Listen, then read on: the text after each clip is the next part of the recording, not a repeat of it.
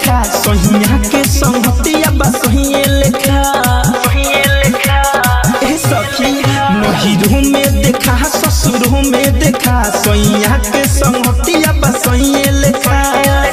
जेने रहे ओने खाली गुटे कमान के फाकेला बलमुआ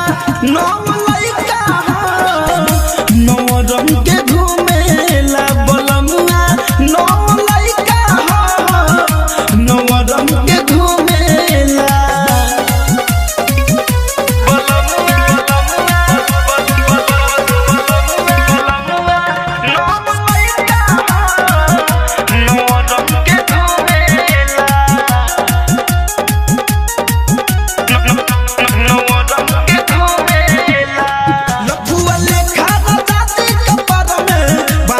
राखे रुमाल हो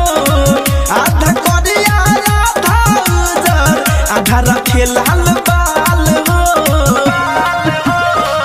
सखी लफुआ लेखा राते कपार में बांध के राखे रुमाल हो आधा करिया आधा उजर आधा रखे लाल बाल हो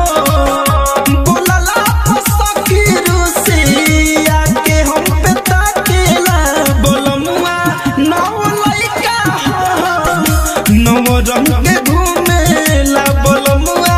नौ लइका नौ रंग के घूमेला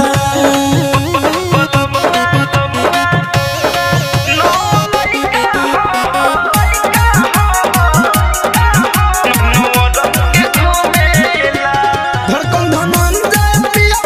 सखी पूरा वही में के बाते हो रहेला दिन भर घरवा से बहरी सूरज सूर्या के साथ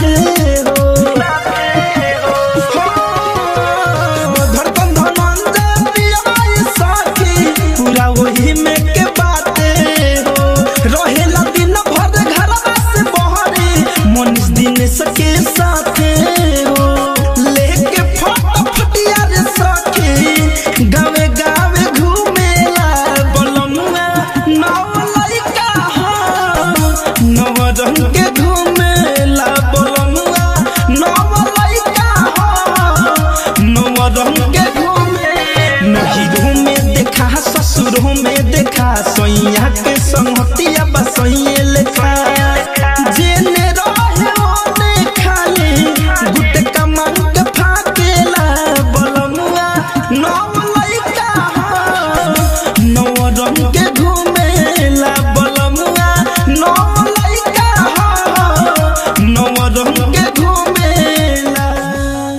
अब कितना बताइए सब।